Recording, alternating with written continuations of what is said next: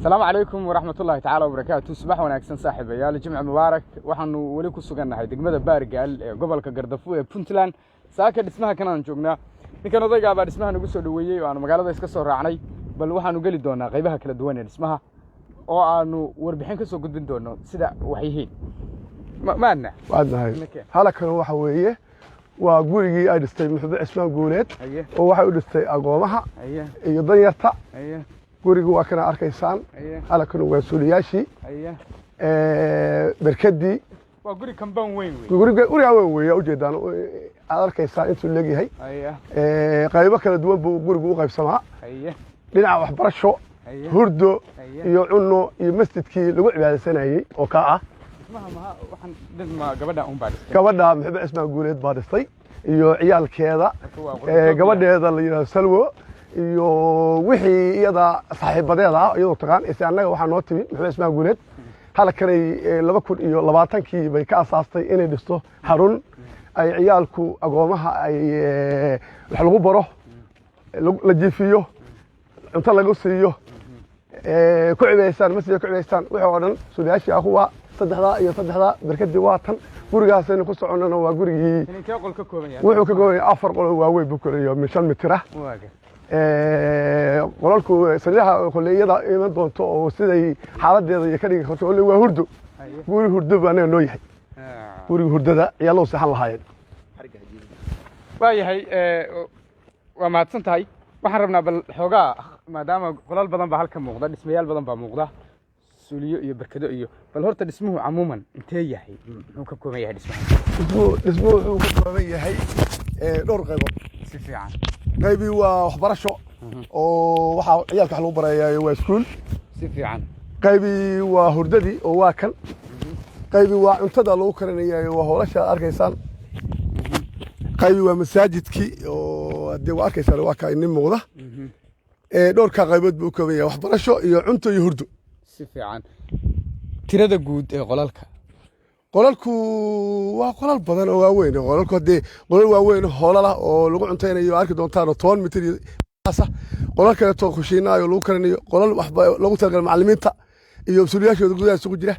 qolal hurdo 4 qolal waaweyn way hurdadu waa kuwa kan iyo daaradoodii waxoodii isu wata balina kan kuwana gaarayna guryahaasi iyo bal camuuman waxaan rabo ma taqaan si guud goobtan wali cilmiyaa timi mise ardaydii wali shaqadii baa socoto oo cidna laguma qaabilin oo yaani cidii loogu talagalay in halkan loogu shaqeeyo waa hadal wanaagsan halkayti wariye waxa weeye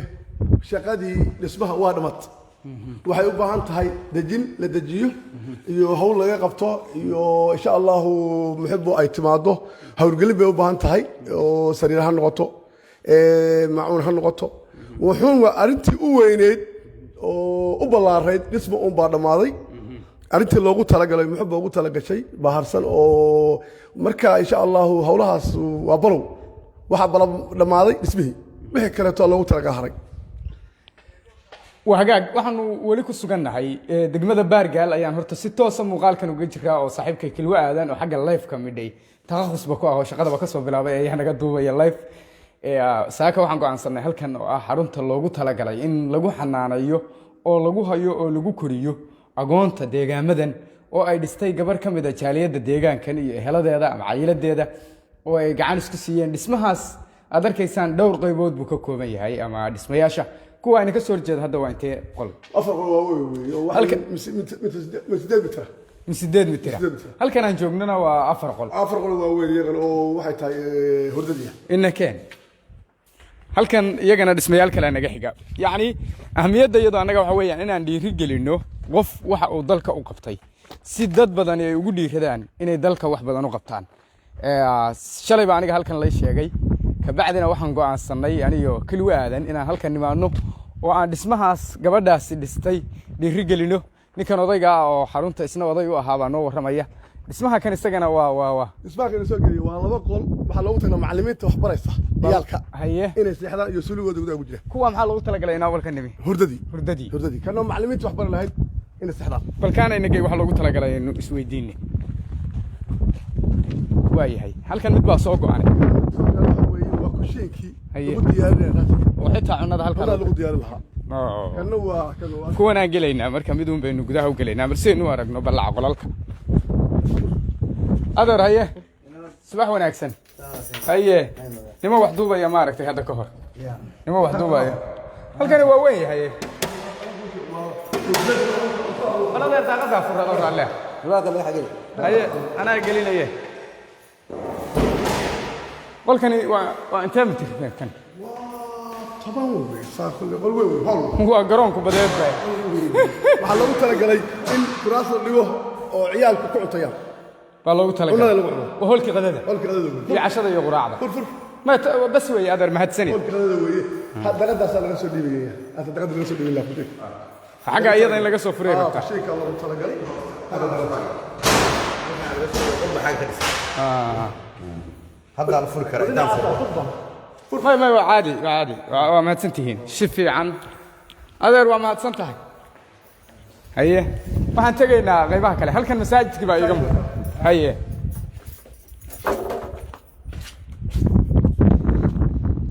أجن مساجد كبا كم موضوع هي اسمياشي كلو إنه سشيكني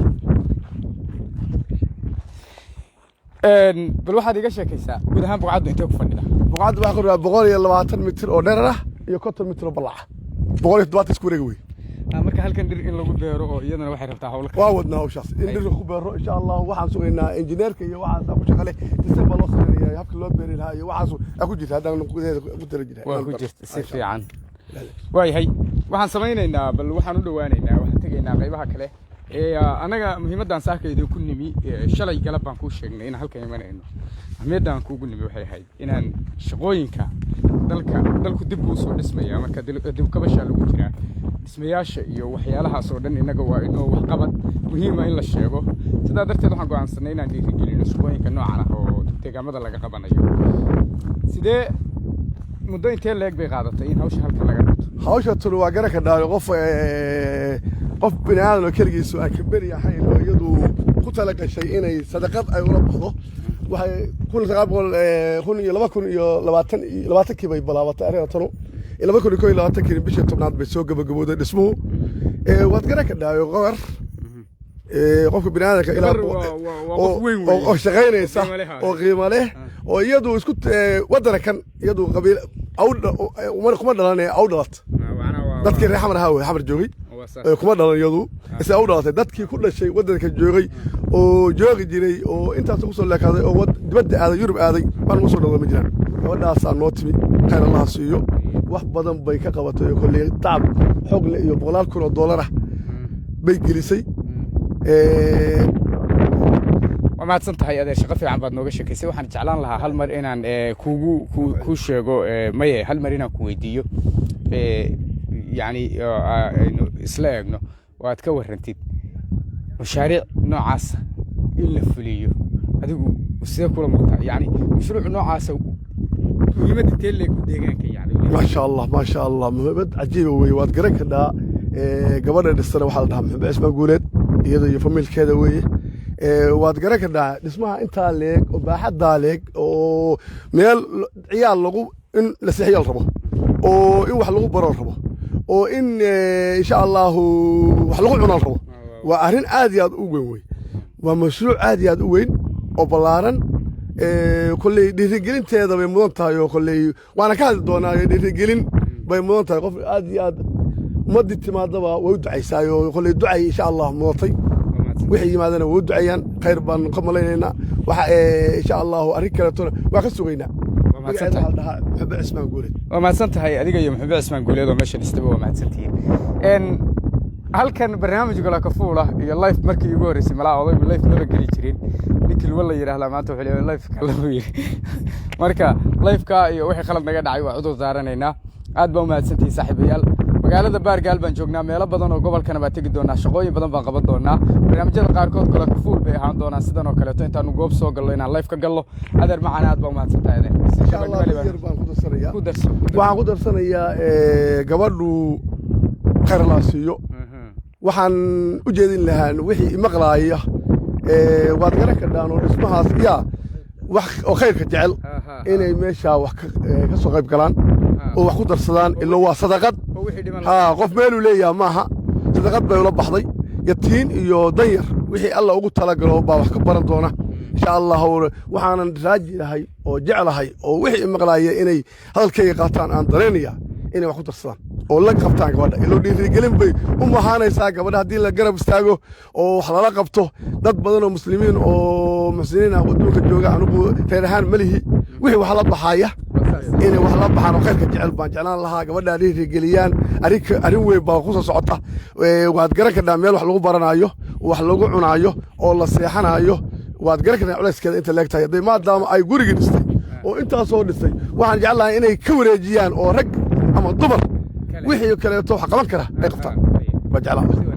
waa mahadsan tahay aad buu mahadsan yahay adeer aad baa mahadsan tahay samaac ciisow waa mahadsan tahay jimco wanaagsan aad baa u mahadsantihiin saaxiibayaal mar kaleeto maalin wanaagsan jimco mubaarak baargaal baan joognaa soo dhawow agaasimaha waxa weeye agaasimaha raadiyo baargaal oo magaalada baargaal ku yaal waxaan ku dari lahaa keliya sida odagu yiri oo isagaa dhameeyey arrintaas waa arrin khayriya gabadhaasaan alla ka keenay halkaasay dhexda xiratay dad badan bay la kaashatay halkaasay haddeer maantay maasha halkaasay maraysaa waxaa dhiman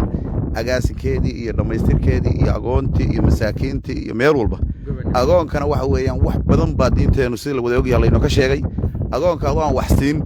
oo aadan waxba siin baa liyi haddaad madaxa u salaaxdo oo aad tintiisa keliya madaxa mariso oo ka qosliso aadan waxbaba siinba baa waxa liyi calaatin xalaaxabba lagu xisaabayaaba liyi intaa keliya bal fiiri ajara tintiisa xabad baa lagugu tirinaya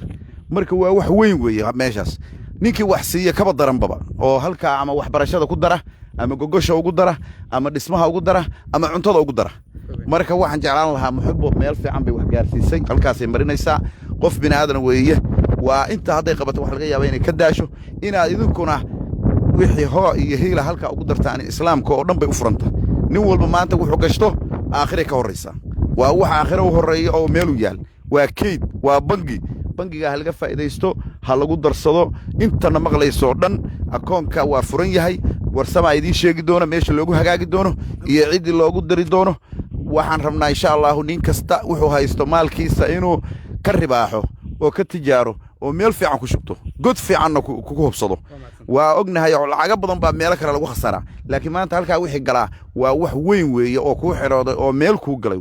aakhire iyo adduun baad ku liibaanayso waa mahadsantahay waa mahadsantihi halkan masaajidkii baa ka dhisan dhismihii qubigii masaajidka waa kan qibladii marka dhismahaas waxaa ka mid ah haddii aan si guud u soo yar koobo ama aan yani tafaasiil yar ku daro intii waayeelka iyo ragga kaleete aqoonyahanka ay noo sheegay halkan waa goobtaas uu ballaceeda inoo sheegay intee ballaceeda camal 120 mitir dheer ah iyo 50 mitir oo ballac 170 ha isku wareeg waayahay dhulkaas dhismayaal kala duwan baa ka dhisan oo loogu talagalay gabadhaas aad sheegtay ee ugu talagashay iyo ciddii gacan ku siisayba in dhismayaashaas ama lagu xanaanayo halkan oo lagu koriyo oo ay cunadii iyo waxbarashadii iyo jiifkiiba ka helaan agoontu marka waa sadaqa jaariya u furan cid walba oo gacan ka geysanaysa waa mahadsantihiin idinkuna sidaa noogu soo dhaweyseen goobta aad baa mahadsantihiin keliya waa mahadsan tahay saaxiib agaasimaha kaameramanka cabaar ahaa aad baa mahadsan tahay